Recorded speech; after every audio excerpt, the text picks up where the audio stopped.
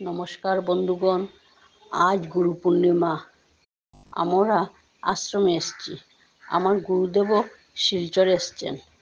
উনি হলেন গৌহাটি লামডিং শিলচরের অধ্যক্ষ।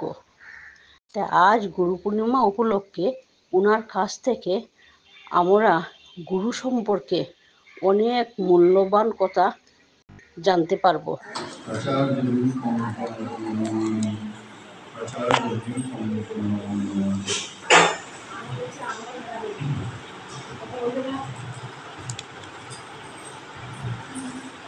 আজ গুরু পূর্ণিমার পুণ্যতিথি। এই পুণ্যলগ্নে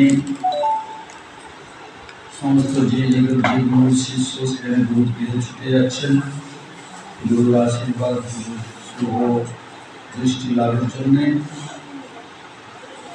আপনারা এখানে এসেছেন গুরুজি মহারাজকে স্মরণ মনন করে। আমরা যারা গুরুকরণ করেছি, গুরু কথার অর্থ কি? গুরু কথার অর্থ হচ্ছে অন্ধকার, গুরু হচ্ছেন দূরীকরণ। যিনি অন্ধকার দূর করেন তিনি হচ্ছেন গুরু। গুরু আমাদের তো অনেক গুরু হয়। আমরা যেমন লেখাপড়া শিখি, আমাদের শিক্ষক তাকে আমরা গুরু বলেছি, আচার্য বলেছি। আমরা ব্যবহারিক জীবনে অনেক কিছু শিখতে হয় গুরুর মতো জনের কাছ থেকে, তারাও এক প্রকার গুরু। গুরু কি করেন? যারা আধ্যাত্মিক জগতের গুরু, তারা শিষ্যের মধ্যে যে পৌরুষ আছে, কালিমা আছে, গুরুত্ব করে তার মধ্যে যারা জ্ঞানতা আছে গুরুত্ব করে জ্ঞানের আলো ছেড়ে দেন। এবং এই জ্ঞান কি জ্ঞান? যে জ্ঞান জগৎকে মিথ্যা বলতে শেখায়, জগৎকে ক্ষণিকের একটা মায়া বলে শিক্ষা প্রদান করে, এবং যে জ্ঞান সর্বনিয়ন্তার কাছে পৌঁছে যাওয়ার যে শিক্ষা, সেই জ্ঞান লাভ করেন শিষ্য। তাকে আমরা আচার্য বলেছি, অর্থাৎ তিনি আচরণপূর্বক আমাদেরকে শিক্ষা প্রদান করেন। আমরা বর্তমান যুগে শিক্ষক দিবস পালন করি। এই শিক্ষক দিবসে গুরু পূর্ণিমা বহু আগে থেকে চলে আসছে। আমরা গুরু করবো কাকে? যদি অধ্যাত্ম জগতের গুরু যাকে আমরা গ্রহণ বরণ করে নেব, গুরুকে আমরা অনেক সময় বাজিয়ে নিই, গুরুকে পরীক্ষা করি যে গুরুর মধ্যে সে অধ্যাত্ম জ্ঞান আছে কিনা, তিনি আমাকে সঠিক পথ প্রদর্শন করতে পারবেন কিনা। সেই জন্যে আমাদের শাস্ত্র বলছে পরিপাকের পরিশ্রম সেবা। গুরুকে সেবা করো, গুরুকে প্রণাম করো এবং গুরুকে সেবা করো, করে গুরুর কাছ থেকে এই প্রশ্নের উত্তরগুলো জেনে নাও, যেটি তোমার জানা একান্ত প্রয়োজন। আমরা গুরুজি মহারাজ বলতেন, আমরা লেখাপড়া শিখে অনেক জ্ঞান লাভ করতে পারি, আমরা বই পড়ে পুস্তকাদি পড়ে অনেক জ্ঞান অর্জন করতে পারি, কিন্তু যে প্রকৃত জ্ঞান তার জন্য দরকার গুরুর সান্নিধ্য থেকে অনুশীলন করা। অনুশীলনের মাধ্যমে গুরুর তাকে ভুল সংশোধন করে দেবেন এবং দেখিয়ে দেবেন কোন পথে চলা উচিত, কোনটা তোমার ভুল, কোনটা ঠিক। তখনই আমরা সে সঠিক জ্ঞান আহরণ করতে পারি। বই পড়ে লোককে শাস্ত্র কথা শুনে আমরা হয়তো অনেক কিছু জানতে পারি, কিন্তু প্রকৃত জ্ঞান লাভ হয় না। তাই আমাদেরকে প্রতিনিয়ত গুরু নির্দেশিত পথকে অবলম্বন করে আমাদেরকে চলতে হয়, অনুশীলন করতে হয় সেগুলি। এবং আমরা কী করি? আমরা তার মধ্যে মনোনিবেশ করতে হয় যে আমরা যেন সেই পথ থেকে সেটিকে বারে বারে মনের মধ্যে আলোচনা করতে করতে যেন মনের মধ্যে আমাদেরকে স্থিরকৃত করে আমরা যেন এগিয়ে চলতে পারি, আমরা যেন ভুল পথে পা না বাড়ি। আমরা গুরু প্রণাম মন্ত্রে আমরা দেখছি, গুরুকে বলা হচ্ছে গুরু ব্রহ্মা, গুরু বিষ্ণু, গুরু মহেশ্বর। একটা মানুষ তাকে আমরা ব্রহ্মা বিষ্ণু মহেশ্বরের সঙ্গে তুলনা করছি, তাহলে তার মধ্যে এমন কিছু আছে যা অন্যের মধ্যে আমরা খুঁজে পাইনি। তার মধ্যে সেই ব্রহ্ম জ্ঞান আছে, তার মধ্যে সেই যে অধ্যাত্ম জগতের যে শ্রেষ্ঠ গুণগুলি তার মধ্যে বিকশিত হয়েছে, প্রকাশিত হয়েছে। তখন তাকে আমরা কি করছি? গুরু বলে স্বীকার করে নিচ্ছি, এবং তার কাছ থেকে আমি বুঝতে পারছি যে তার কাছ থেকে যদি তিনি আমাকে পথ প্রদর্শন করে দেন, তাহলে আমি আমার লক্ষ্যে পৌঁছতে পারব। আমরা বহু জন্মকে অতিক্রম করে দুর্লভ মনুষ্য জন্ম লাভ করেছি। আমরা নাকি 1,84,000 জন্মগ্রহণ করেছি বিভিন্ন পোকামাকড়, প্রাথমিক প্রাণ থেকে, জীবজন্তু থেকে।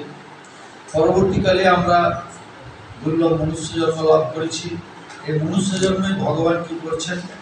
মানুষ তাকে সর্বশ্রেষ্ঠ জীবকে এই পৃথিবীতে পাঠিয়েছেন। এখন হচ্ছে আমরা সর্বশ্রেষ্ঠ জীব এই অর্থে যে আমাদেরকে কি হচ্ছে, অন্য জীবজন্তু তাদের মেধা প্রতিভা নেই, তাদের স্মৃতিশক্তি অত্যন্ত দুর্বল। তাদেরকে কি করা হয় যে এই মেধা প্রতিভা স্মৃতিশক্তি ভগবান আমাদেরকে দিয়েছেন, আমাদেরকে দিয়েছেন চিন্তা শক্তি, আমাদের মধ্যে দিয়েছেন বিচার শক্তি, আমাদেরকে দিয়েছেন জ্ঞান অর্জনের শক্তি। এগুলি অন্য জীবের মধ্যে। এইগুলো দিয়ে আমরা কি করব?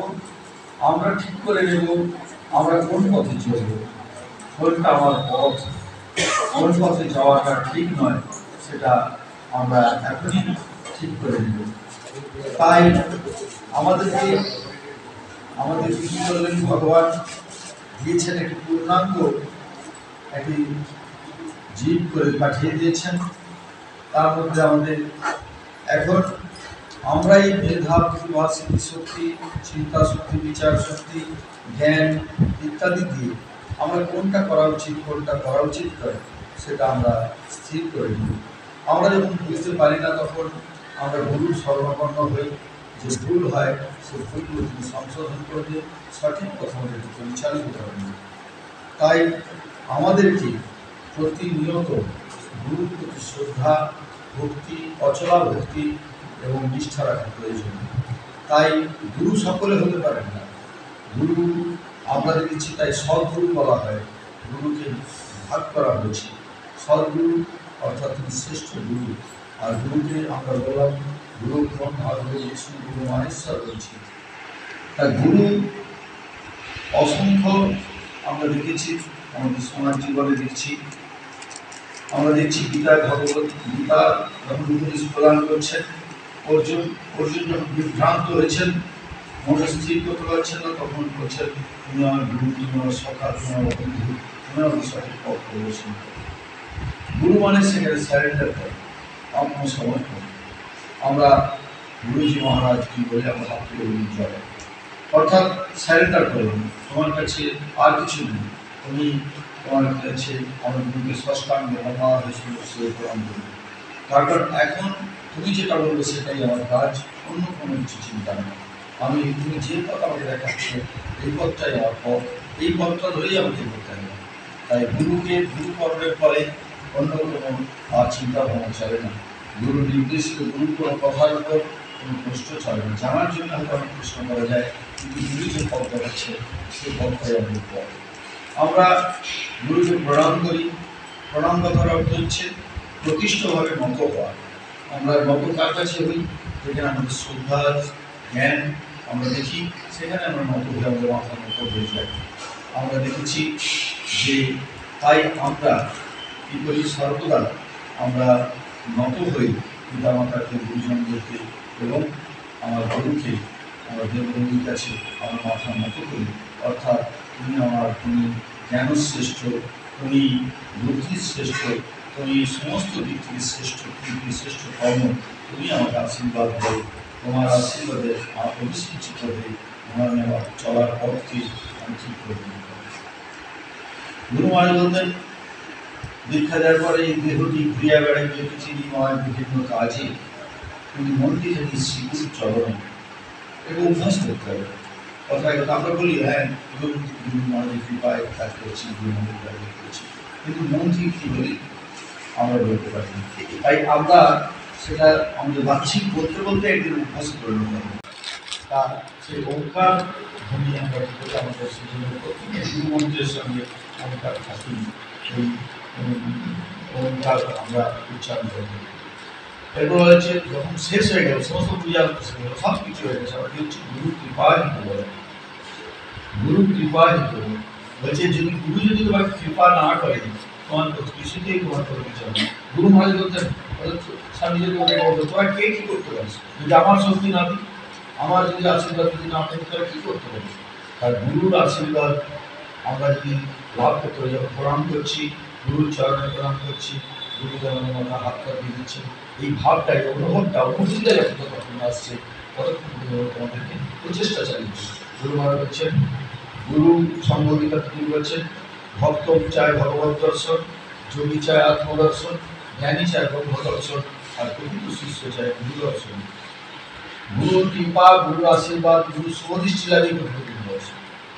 আর গুরুর কাছে গুরুই আমাদের এত দেবগুরু রয়েছে, হিন্দুদের আমাদের এত দেবগুরু এত গুরু রয়েছে, আমাদের তার বিভ্রান্ত নিতে পারি যে কোনটা করবো, এর পরিশ্রম করবো না গান মহল করবো না গীতা করবো না ভারত করবো না হরিনাম সংকীর্তন করবো না, আরে কিছু করছি। সেই জন্যে আমাদের কী করতে হয়, গুরু আমাদের বললেন জীবনে একজন কার উপর নির্ভর করতে হয়, একজন কার উপর নির্ভর করতে হয়, সেটা হচ্ছে কি আমাদের জীবিত হচ্ছে গুরু, তার উপর নির্ভর করতে হবে। বলছি গুরুর কাছে যদি একজন নির্ভর এসে যাবে আমার আর কিছু লাগবে না। আর গুরু চিনেছেন, গুরু মহারাজ বলছেন পৃথিবীতে যদি একটি মানুষ জন্মগ্রহণ করে থাকে যার জীবনে একটাও বিচ্ছুতি নেই, একটা ত্রুটি নেই, সে মানুষ আমাকে বলা দিল। গুরু মহারাজ স্বয়ং ভগবত সত্তা নিয়ন্ত্রণ করেছেন। গুরু মহারাজ বলছেন এক এক যুগে একজন আচার্য আছেন, একজন আচার্য আছেন, এক একটা যুগে এই যুগের আচার্য আমি যে পথ দেখাচ্ছি ছাড়া অন্য কোনো পথ নেই। ব্যাস বৈশিষ্ট্য আলুকি বুদ্ধ শঙ্কর চৈতন্য যদি থাকতেন তাহলে বুঝতে পারতেন আমি কে, আমি কি জন্য এসেছি, আমি সমস্ত শক্তি নিয়ে আমি এসেছি। গুরু মহারাজ স্বামীকে বেছে দিচ্ছেন সর্বনিয়ন্তা স্বয়ং সংহরিতার প্রগতি নেই, সর্বনিয়ন্তা স্বয়ং সংহরিতার প্রগতি নেই। কত বড় কথা যে হচ্ছেন যার ইচ্ছায় এই সমস্ত বিশ্ব ব্রহ্মাণ্ড পরিচালিত হচ্ছে, তিনি মর্ত, তিনি মনুষ্যকে ধারণ করতে এসেছেন। গুরু মহারাজ বলছে আমি যখন থাকবো না মানুষ আমাকে পাওয়ার জন্য তিল তিল করে চেষ্টা করবে। বলছে আমার আসন জাগ্রত আসন, আমার আসন পূজা হয় সে আসন জাগ্রত আসন, আমার আসন কথা বলে। বলছেন যে আমার চরণে এত জাগ্রত আমি প্রণাম করতে পারি যে আমার আসন। গুরু মহারাজের একটা ছবি তুলে নিয়ে যে আসন ছিল, স্বামী যদি বলেছে ওই ঘর থেকে বলছে ছবিটা নিয়ে যেতে পূজা হবে, একজন স্বামী তুলে নিয়ে নিয়ে চলে যাচ্ছে। গুরু মহারাজ তাকে দেখে ভাঙছে, দেখে বলছে এই কথা বলেছে, বললেন আমার আসন জাগ্রত আসন, আর তোরা আসনটাকে এইভাবে নিয়ে যাচ্ছিস। সেই জন্য গুরু মহারাজ আসন যখন নিয়ে যাওয়া হয় তখন কাপড় দিতে আমি ছবি দিলাম। আমি ইয়েতে নবদ্বীপ আশ্রমে ঝুলন পূর্ণিমার সময় আমি নবদ্বীপে তখন গুরু মহারাজের প্রতি কয়েকশো প্রতিমা তৈরি করে গুরু মহারাজের জীবনীটা সমস্ত সেই শিলালিপি অদ্ভুত ছিল। সেই সমস্ত আমি যখন করেছিলাম সাধারণত বন্ধু ছিল। যোগানন্দ স্বামীজি তিনি হচ্ছেন তখন সবচেয়ে ভাইস প্রেসিডেন্ট বলছেন সন্ন্যাসগুরু, তিনি এসেছেন কয়েকদিন নবদ্বীপে থাকবেন। তাই এসে উঠানে প্যান্ডেল করা হয়েছে, সমস্ত সাজানো হয়েছে, এইসব দেখে তিনি কী করলেন, দেখে বললেন যে তুই আমাকে ডাকলেন, ডেকে বললেন তুই একটা গুরু মহারাজের ছবিতে আমরা সম্মান দিয়ে মর্যাদা দিয়ে রাখতে পারি না, আর তুই এতগুলো মূর্তি তৈরি করছিস গুরু মহারাজের। ওখানকার দিনে ক্যালেন্ডার ছাপতে দেওয়া হতো না, ভারতের সাধকে গুরু মহারাজের জীবনী করার জন্য শঙ্কর প্রসাদ রায় এসছেন, বেদানন্দ স্বামীজি এরা সবাই বললেন না গুরু মহারাজের জীবনী দেওয়া হবে না, তারা তো সাধক হিসেবে দেখবে, গুরু মহারাজ স্বয়ং ভগবান, তিনি পূর্ণ ব্রহ্ম, তাই ভারতের সাধকে তার জীবনী দিতে দিলেন। সেই গুরু মহারাজের একটা ছবি আজকাল পেপার হয়ে চাবির দিন এগুলো খুব অসম্মানীয়, এগুলো কখনই করা উচিত না। গুরু মহারাজের ছবি গুরু মহারাজ হচ্ছে যে ছবি থাকবে আর সেটা মর্যাদা সহকারে যোগান সিং রাগ করলেন, 7 দিন ঠাকুর দিয়ে বলে পরের দিন নেমেছেন, দোতলা ছিলেন, নেমেছেন, নেমে দোতলা না 4তলা 3তলা থাকতেন, নেমেছেন, নেমে মন্দিরে প্রণাম করে চলে যাচ্ছে। আমার খুব ভয় হয়ে গেছে, আমি খুব মনে করছি আমাদের ভাইস প্রেসিডেন্ট গুরু মহারাজের প্রথম সার্ভিস সন্তান, তা আমাকে ডেকে পাঠিয়েছেন। আমাদের প্রণাম করছি, তখন করেছিস, তারপরে চল দেখি তাহলে প্যান্ডেলের ভিতরে ঢুকছে, এত সুন্দরভাবে সাজানো হয়েছে, দেখে বলছি তোমার আসন করে বাড়তি করে, হ্যাঁ ওখানে আরতি করে করে সে চলে যাবে।